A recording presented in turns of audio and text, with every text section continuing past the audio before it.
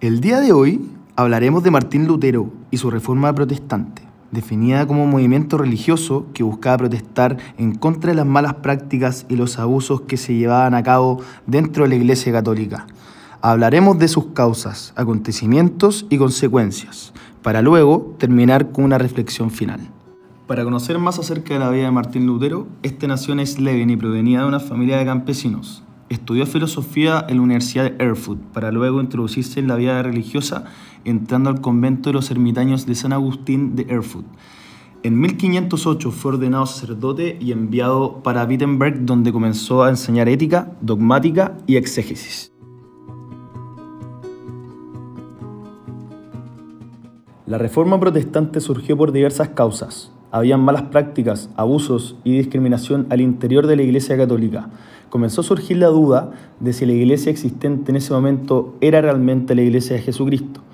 A su vez, dejó de existir la imposibilidad de atentar contra la iglesia, ya que las relaciones entre esta y el campo filosófico, político y económico fueron teniendo cada vez más un carácter más superficial y no tan absoluto.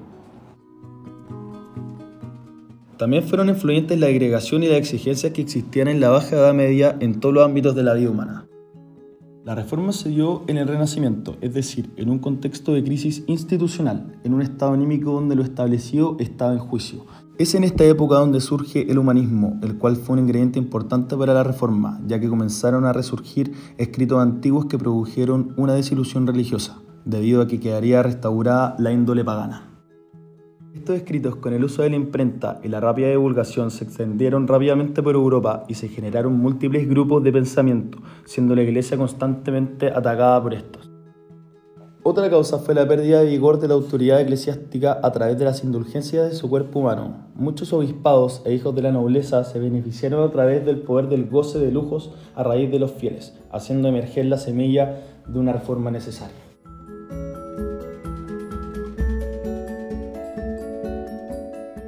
La reforma no solo fue un suceso religioso, eclesiástico e histórico-teológico, sino que gran parte de esta fue una lucha política. El contexto en el que se desarrolló hubo fuertes contradicciones en todos los ámbitos, habiendo rupturas de las actitudes y principios que eran característicos de la Edad Media. El objetivo de esta reforma era encontrar la verdadera forma del cristianismo. Lutero hizo una serie de tesis criticando la Iglesia. Él estaba en contra de la demolición de los 3 muros que defendían la Iglesia romana, la distinción entre clero y laico, el derecho exclusivo de la jerarquía de interpretar la Escritura, el derecho exclusivo del sumo pontífice de convocar un concilio. Hace una crítica a los sacramentos exceptuando al bautismo, la penitencia y la Eucaristía, y se opuso a la transubstanciación y al valor del sacrificio de la misa. Pone énfasis en la libertad de conciencia del hombre, que está justificada por la fe y la unión a Jesús. Es decir, no es necesario hacer buenas obras para la justificación y no vuelven bueno a quien las hace.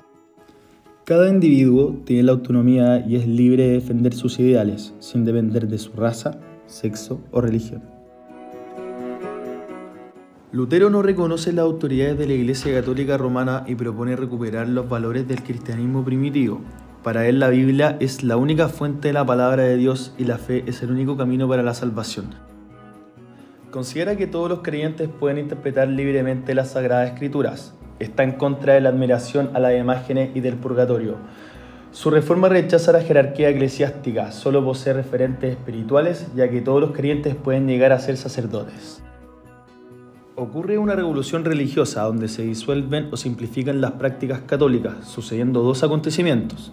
En Wittenberg son abolidos todos los ritos religiosos católicos, quedando solo la predicación, y ocurre una revolución de los campesinos del centro de Alemania, ya que en todo este revuelo religioso estos ven una oportunidad de liberarse de la opresión fiscal y jurídica.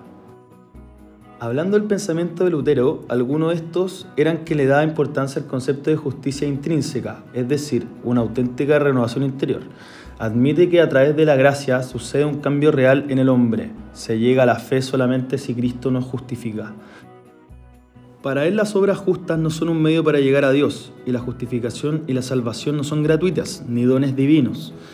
No está de acuerdo con la iglesia jerárquica tradicional y destaca que es fundamental la relación directa del Señor con cada fiel en particular y rechaza la misa como sacrificio.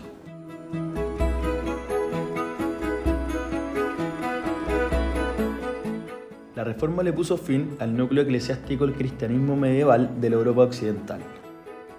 Se dividió la cristiandad occidental en dos grandes ramas, la católica apostólica romana y varias iglesias protestantes como el luteranismo, el calvinismo, el presbiterianismo y el anglicanismo se rehusaron a la autoridad del Papa y tuvieron por objetivo restaurar los valores del cristianismo primitivo.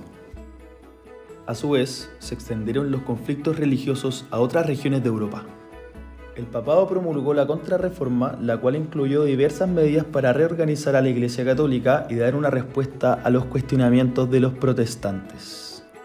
La libertad de conciencia que propone la Reforma protestante llevó a que en la actualidad se haya transformado en un principio fundamental para defender los derechos humanos y de la vida en general.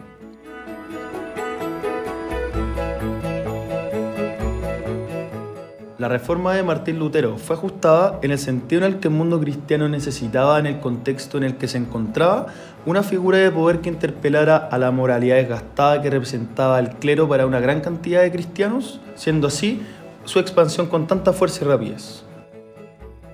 Aún así, hubo cierto aprovechamiento político por parte de las naciones que anhelaban mayormente disminuir el poder de la Iglesia, de lo cual el mismo Lutero se hacía parte al apoyar las ideas de las iglesias nacionales.